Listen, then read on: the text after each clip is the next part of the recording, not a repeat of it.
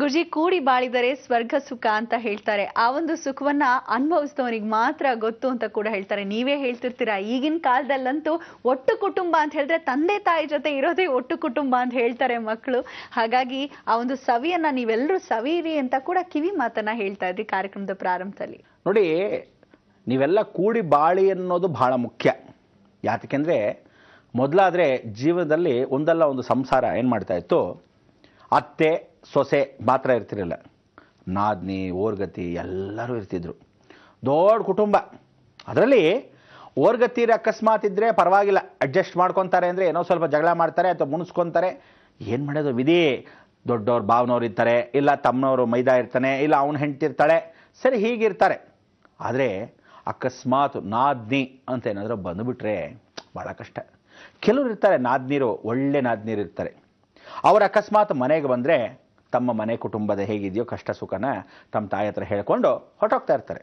ಆಯಿತು, ಊಟ ಮಾಡಿದ್ವಿ ಅಷ್ಟೇ, ಎಷ್ಟಿರುತ್ತೆ ಲಿಮಿಟ್ಸು. ಚೆನ್ನಾಗಿದ್ದೀರಾ ಅತ್ತಿಗೆ, ಚೆನ್ನಾಗಿದ್ದೀರಾ ಅಷ್ಟೇ ಮಾತಾಡ್ಕೊಂಡು ಹೊರಟೋಗ್ತಾರೆ. ಆದರೆ ಕೆಲವ್ರು ನಾದ್ನೀರಿದ್ದಾರೆ, ಅಬ್ಬಬ್ಬಬ್ಬಬ್ಬಬ್ಬಬ್ಬಬ್ಬಬ್ಬ, ನೀವೆಲ್ಲ ನಿಜವಾಗ್ಲೂ ಹೆಣ್ಣು ಮಕ್ಕಳೇನಾ? ಗಂಡಸರ ವಾಸಿರಿ, ಸ್ವಲ್ಪ ಆದರೂ ಡೀಸೆನ್ಸಿ ಇರುತ್ತೆ.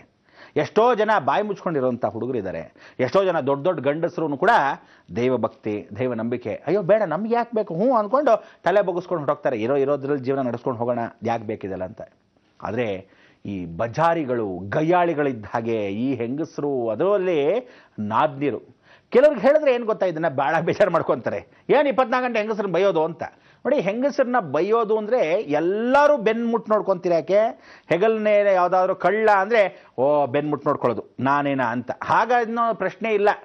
ನೀವು ಅಕಸ್ಮಾತ್ ಹಾಗಿಲ್ದಿದ್ರೆ ತಲೆ ಕೆಡಿಸ್ಕೊಬಿಡಿ, ರಾಮಕೃಷ್ಣ ಅಂತ ಇದ್ಬಿಡಿ. ಯಾರು ಹಾಗಿಲ್ವೋ ಅಂಥವ್ರಿಗೆ ಮಾತ್ರ ಈ ವಿಚಾರ ಅನ್ನೋದು ತಲೆಗೆ ಹಾಕ್ಕೊಳ್ಳಿ. ಯಾಕೆಂದರೆ ಭಾಳ ಸರಿ ನಾನು ಹೇಳಿದ್ದೀನಿ, ನಿಜಕ್ಕೂ ಆ ನಾದ್ನೀರು ಏನೋ ಅಂದರೆ ಬಂದು ಬೆಂಕಿ ಹಚ್ತಾರೆ, ಅಣ್ಣಂದ್ರನ್ನ ಕತೆ ಹೇಳ್ತಾರೆ, ಆ ತಾಯಿಂದ್ರಿಗೆ ಏನಾದರೂ ಒಂದು ಹೇಳ್ಬಿಟ್ಟು ಹೋಗ್ತಾರೆ. ಯಾವ ಕಾಲಕ್ಕೂ ಆ ಬೆಂಕಿ ಹೆಂಗೆ ಹಚ್ತಾರೆ ಅಂದರೆ ನಿಧಾನ ಕುರಿಬೇಕು. ಕೆಲವೆಲ್ಲ ಬೆಂಕಿ ಬಗ್ಗನ್ಬಿಟ್ಟು ಹೊಟ್ಟೋಗತ್ತೆ. ಕೆಲವು ಬೆಂಕಿನ ಬಾ ನಿಧಾನಕ್ಕೆ. ಆದರೆ ಹೆಂಗೆ ಗೊತ್ತಾ, ಆ ತೌಡು ಹಾಕ್ತೀವಿ ಗೊತ್ತಾ, ಆ ಒಡ್ಡಲು ಅಂದರೆ ಏನೋ ಭತ್ತದ ಅರಳು ಇಲ್ಲದೇ ಯಾವ ಕಾಲಕ್ಕೂ ರಾಗಿದು ನಿಧಾನ ಕುರಿಯುತ್ತೆ. ಆದರೆ ಶಾಖ ಹೆಂಗಿರುತ್ತೆ ಅಂದರೆ ಅಬ್ಬಬ್ಬಬ್ಬ, ತಿರುಗಿ ಆ ಕಡೆ ತಲೆ ಎತ್ತು ನೋಡಬಾರ್ದು, ಹಂಗೆ ಮಾಡಿಟ್ಬಿಟ್ಟು ಹೋಗ್ತಾರೆ. ಈ ಸಂಸಾರ ಯಾತಕ್ಕೆ ಹಿಂಗೆ ಹೇಳ್ತಾ ಇದ್ದೀನಿ ಅಂದರೆ, ಆ ಒಗ್ಗಟ್ಟಿನ ಸಂಸಾರವನ್ನು ಮುರಿಯತಕ್ಕಂಥದ್ದು ಇದೇ ರೀತಿ. ಆದರೆ ಆ ಕಾಲದಲ್ಲಿ ಏನು ಅಂದರೆ, ಗಂಡಂದ್ರು ಅಟ್ಲೀಸ್ಟ್ ಹೆಂಡ್ತೀರನ್ನ ಬಾರಿಸಿ ಬಾಯಿ ಮುಚ್ಕೊಂಡು ಕೂತ್ಕೊಳ್ಳಿ. ಇನ್ನೋರು ಎಷ್ಟು ಮಟ್ಟಿಗೆ ಬಾರಿಸಿ ಅಂದರೆ ಏನು ಅಂದರೆ, ಆ ಕ್ಷಣಕ್ಕೆ ಆ ಸಮಯಕ್ಕೆ ಅವಳು ಏನು ಹೇಳ್ತಾಳೋ ಮುಚ್ಕೊಂಡು ಕೂತ್ಕೊ ಅನ್ನೋರು, ಅಷ್ಟೇ ವಿನ ಹೆಂಡ್ತಿರ್ ಗೋಳಕೊಂತಿರಲ್ಲ. ಪ್ರೀತಿಸ್ತಾ ಇದ್ರು. ರಾತ್ರಿ ಹೊತ್ತು ವೇಳೆದೆಲ್ಲ ಅಡಿಕೆ ಹೆಂಡ್ತಿ ಹಾಕೊಡ್ದೆ ಇವರೇ ಹಾಕೊಟ್ಬಿಡೋರು. ಅಯ್ಯೋ ಬೈದಿದ್ದೀನಿ ಕಣೆ ಬೆಳಗ್ಗೆ, ಏನು ಬೇಜಾರು ಮಾಡ್ಕೋಬೇಡಿ, ಇರಲಿ ಪರವಾಗಿರಲಿ ಅಂದ್ಬಿಡ್ತಾರೆ. ಹಾಗಿದ್ದಾಗ ಓಕೆ ಅಡ್ಜಸ್ಟ್, ಬೆಳಗ್ಗೆ ಗಲಾಟೆ ಮಾಡ್ಕೊಂಡು ಸಾಯಂಕಾಲ ಸರ ಹೋಗೋದು, ಅದೊಂಥರ ಚೆನ್ನಾಗಿರುತ್ತೆ. ಗಲಾಟೆ ಅನ್ನೋದು ಸಂಸಾರದಲ್ಲಿ ವಿರಸ ಅನ್ನೋದು ಇರಲೇಬೇಕು. ಸ್ವಲ್ಪ ಮಟ್ಟಿಗೆ ಸಾಯಂಕಾಲದಲ್ಲಿ ಸರಸ ಸಲ್ಲಾಪ ಇದ್ದೇ ಇರುತ್ತೆ, ಆನಂದವಾಗಿರುತ್ತೆ. ಆದರೆ ಜೀವನ ಪೂರ್ತಿ ಹೀಗೆ ಇರತಕ್ಕಂಥ ವಿಧಿವಿಧಾನಗಳು ಯಾರಿಂದ? ಕೆಲವು ಹೆಂಗಸರಿದ್ದಾರೆ. ಅವ್ರು ಅಕಸ್ಮಾತ್ ಸೊಸೆ ಆದಾಗ್ಲೂ ಅದೇ ಹ್ಯಾಬಿಟ್ಟು, ಇಲ್ಲ ಅವಳೇ ಅತ್ತೆ ಆದಾಗ್ಲೂ ಅದೇ ಹ್ಯಾಬಿಟ್ಟು, ಇಲ್ಲ ಅವಳೇ ಓರ್ಗತಿ ಆದಾಗ್ಲೂ ಅದೇ ಹ್ಯಾಬಿಟ್ಟು, ಇಲ್ಲ ಅವಳೇ ನಾದ್ನಿ ಆದಾಗ್ಲೂ ಅದೇ ಹ್ಯಾಬಿಟ್ಟು. ಅಂದರೆ ಹೆಣ್ಣು ಮಕ್ಕಳು ಕೆಲವರು ಹುಟ್ಟೋದು ಏನಕ್ಕೆ ಅಂದರೆ, ಬಾಯಿ ಮುಚ್ಕೊಂಡು ಚಿಕ್ಕ ಮಕ್ಕಳಿದ್ದಾಗ ಇಲ್ಲರಲ್ಲ, ಆ ಜಗಳ ತಂದಿಟ್ಕೊಳ್ಳೋ ಹ್ಯಾಬಿಟೇಟ್ ಅದು ಹಾಗೇ ಬಂದ್ಬಿಡುತ್ತೆ. ಇದನ್ನು ಯಾರು ಮಾಡಿರ್ತಾರೆ ಅಂದರೆ, ಚಿಕ್ಕ ವಯಸ್ಸಲ್ಲಿ ತಾಯಂದ್ರಾದವರು ಮುಚ್ಕೊಂಡು ನಿನ್ನ ಕೆಲಸ ಎಷ್ಟೋ ಅಷ್ಟು ನೋಡ್ಕೊಳ್ಳೆ ಅಂತ 4 ಕಪಾಳಕ್ಕೆ ಬಿಡ್ದಿದ್ರೆ ಸರಿಯಾಗಿರ್ತಿತ್ತು.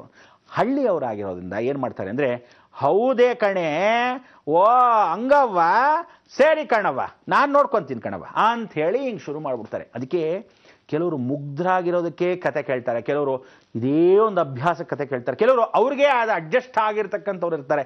ಪಾಸಿಟಿವ್ಗೆ ನೆಗೆಟಿವ್ ಅಡ್ಜಸ್ಟ್ ಆಗೋಗಿರುತ್ತೆ. ಆದರೆ ಪಾಸಿಟಿವ್ ಅಥವಾ ನೆಗೆಟಿವ್ ಪಾಸಿಟಿವ್ ಆಗಿರ್ತಕ್ಕಂಥ ಜನಗಳು ಬಹಳ ಕಮ್ಮಿ. ಒಳ್ಳೆ ಅತ್ತಿಗೆ ಆ ಥರ ಸಿಗೋದು. ಕೆಲವರು ಇದ್ದಾರೆ.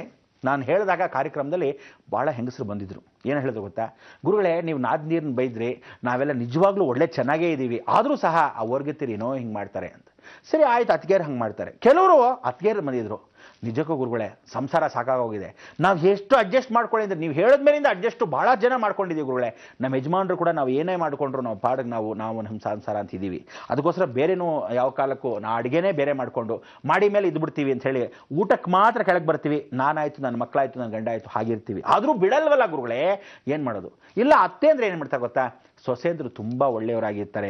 ಏನು ಮಾಡೋದು ಗುರುಗಳೇ, ಆ ಒಳ್ಳೆ ಸೊಸೆಗೆ ಏನಾದರೂ ನಾನು ಹೋಗಿ ಕಾಪಾಡೋಣ ಅನ್ಕೊತೀನಿ, ಆದರೆ ಮಧ್ಯದಲ್ಲಿ ಈ ಥರ ಸಂಸಾರ ಹಾಳಾಗೋಗುತ್ತೆ, ನನಗೆ ವಿಧಿ ಇಲ್ವಾ, ಏನು ಮಾಡೋದು ಅಂತ ಅವರು ಬಿಸಿ ತುಪ್ಪ ಉಗಿಯಂಗಿಲ್ಲ, ನುಂಗಂಗಿಲ್ಲ. ಹೀಗೆ ಅಂದರೆ ಎಲ್ಲ ರೀತಿಯಾದ ಹೆಂಗಸರು ಎಲ್ಲ ವಿಧವಾದ ಸಮಯದಲ್ಲಿ ಅವ್ರು ಯಾವ್ಯಾವ್ದು ಏನು ಆಗ್ತಾರೆ ಆವಾಗ ಅವ್ರವ್ರ ಸಮಯಕ್ಕೆ ನಮ್ಮ ಟೈಮ್ ಕೆಟ್ಟು ಹೋಗಿದೆ ಅಂದರೆ ಕರ್ಮಣ್ಯೇವ ಅಧಿಕಾರಸ್ಯ. ಎಲ್ಲದಕ್ಕೂ ಕಾರಣ ಯಾರು ಗೊತ್ತಾ, ಆ ಕುಜ ಕಲಹ ಪ್ರಿಯ. ಈ ಕುಜ ಯಾವತ್ತು ಯಾರ ಮನೇಲಿ ಹೇಗಿರ್ತಾನೋ ಗೊತ್ತಿರಲ್ಲ. ಒಳ್ಳೆಯ ಸಮಯಕ್ಕೆ ಎಲ್ಲರಿಗೂ ಒಳ್ಳೆಯವನಾಗಿರ್ತಾನೆ. ಆದರೆ ನಾನು ಹೇಳೋದೇನು ಅಂದರೆ, ಒಟ್ಟು ಕುಟುಂಬ ಯಾವಾಗಿರುತ್ತೆ ಅಂದರೆ, ದೊಡ್ಡವರು ಅಂತ ಮನೇಲಿದ್ದಾಗ ಭಯ ಭಕ್ತಿ ಇರುತ್ತೆ, ಒಂದು ಡಿಸಿಪ್ಲಿನ್ ಇರುತ್ತೆ. ದೊಡ್ಡವರು ಅಂತ ಬಂದ ತಕ್ಷಣ ತಲೆ ಎತ್ತು ನೋಡ್ತಾ ಇರಲಿಲ್ಲ. ಅಡುಗೆ ಮನೆ ಹೆಂಗಸರೆಲ್ಲ ಸೇರೋರು. ನೀವು ಎಷ್ಟೇ ಅವ್ರವ್ರವ್ರವ್ರು ಮುನ್ಸ್ಕೊಂಡ್ರು ಎಲ್ಲರೂ ಅಡುಗೆ ಮನೆಗೆ ಹೋಗೋರು. ಒಬ್ಬಳು ಚಪಾತಿ ಮಾಡ್ತಾ ಇದ್ಲು, ಇನ್ನೊಬ್ಬಳು ಚಪಾತಿ ಲಟ್ಟಿಸ್ತಾ ಇದ್ಲು, ಇನ್ನೊಬ್ಬಳು ಚಪಾತಿ ಕಲಿಸೋಳು, ಇಲ್ಲ ಇನ್ನೊಬ್ಳು ನೆಂಚ್ಕೊಳ್ಳೋಕೆ ಏನಾದರೂ ಮಾಡಬೇಕು ಅಂದರೆ ತರಕಾರಿ ಹೆಚ್ಕೊಡೋಳು, ಇನ್ನೊಬ್ಳು ಪೂರ್ತಿಯಾಗಿ ಆ ತರಕಾರಿನ ಸೇರಿಸಿ ಒಂದು ಗೊಜ್ಜೋ ಹುಳಿನೋ ರೆಡಿ ಮಾಡ್ತಾ ಇದ್ಲು. ಇಲ್ಲ ಒಂದು ಸೌದೆ ಒಲೆ ಉರಿ ಹಾಕೋರು, ಮಕ್ಕಳನ್ನೆಲ್ಲ ನಾನು ನೋಡ್ಕೊತೀನಿ, ಅದಕ್ಕೆ ಯೋಚನೆ ಮಾಡಿಬಿಡಿ, ನೀವು ಸ್ಕೂಲ್ಗೆ ಟೈಮ್ ಆಯಿತು, ನೀವು ಅಡುಗೆ ಮಾಡ್ತಾರೆ ಅಂತ ಅವ್ರು ಕೆಲಸ ಮಾಡ್ತಿದ್ರು.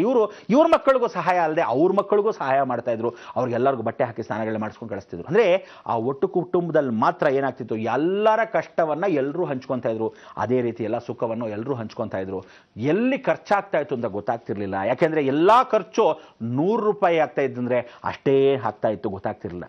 ಈಗ ಒಬ್ಬೊಬ್ಬರಾಗಿ ಬಂದಾಗ ಏನೇ ನಮ್ಮ ಮನೇಲಿ ಇದ್ದಾಗ ಇಷ್ಟೆಲ್ಲ ಆಗ್ತಾನೆ ಇರಲಿಲ್ಲ, ಏನು ನಿನ್ನ ಸೋಪೇನು, ವಾಷಿಂಗ್ ಮಿಷಿನ್ ಏನು, ನಿನ್ನ ಬಟ್ಟೆ ಏನು, ಇಸ್ತ್ರಿ ಬೇರೆ, ಆ ಮಕ್ಕಳನ್ನ ರೀ ಸುಮ್ಮನೆ ಕೂತ್ಕೊಳ್ರಿ, ಅಲ್ಲಿದ್ದರೆ ಅತ್ತೆ ಕೊಡ್ತಾ ಇದ್ರು, ಇವರಾದರೆ ಭಾವ ಕಟ್ಕೊಂಡು ಹೊರಟೋಗ್ತಾ ಇದ್ರು ಎಲೆಕ್ಟ್ರಿಕ್ ಬಿಲ್ಲು. ಏನು ಗೊತ್ತಾಗ್ತಿತ್ತು?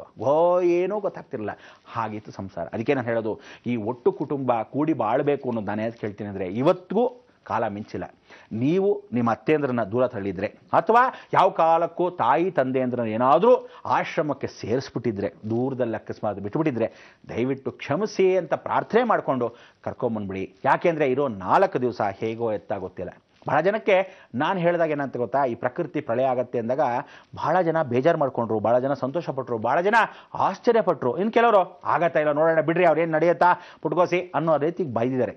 ಆದರೆ ನಿಜ ಸ್ಥಿತಿ ಏನು ಗೊತ್ತಾ, ನಾವೊಂದು ಹೇಳ್ತೀನಿ, ದೇವರ ಭಕ್ತಿ ಪ್ರಕಾರವಾಗಿ ನಾನು ಹೇಳೋದೇನೆಂದರೆ ಮನಸ್ಫೂರ್ತಿಯಾಗಿ ಖಂಡಿತ ಪ್ರಕೃತಿ ಲಯ ಆಗದೇ ಇದ್ದರೆ ಸಂತೋಷ, ನನಗೂ ಸಂತೋಷವೇ. ಯಾಕೆಂದರೆ ಎಲ್ಲರೂ ಚೆನ್ನಾಗಿರಲಿ, ಭಗವಂತನ ಕೃಪಾ ಕಟಾಕ್ಷ. ಆದರೆ ಸತ್ಯ ಅನ್ನೋದೊಂದು ಇದೆಯಲ್ಲ, ಅದಾಗತ್ತೆ. ಆದರೆ ನಾವೆಲ್ಲರೂ ಸೇರಿ ಆ ಭಗವಂತನ ಆ ಪ್ರಕೃತಿ ಲಯ ಆಗದಿದ್ದ ಹಾಗೆ ತಡೆಯೋಕ್ಕೆ ಏನು ಮಾಡಿದ್ವಿ?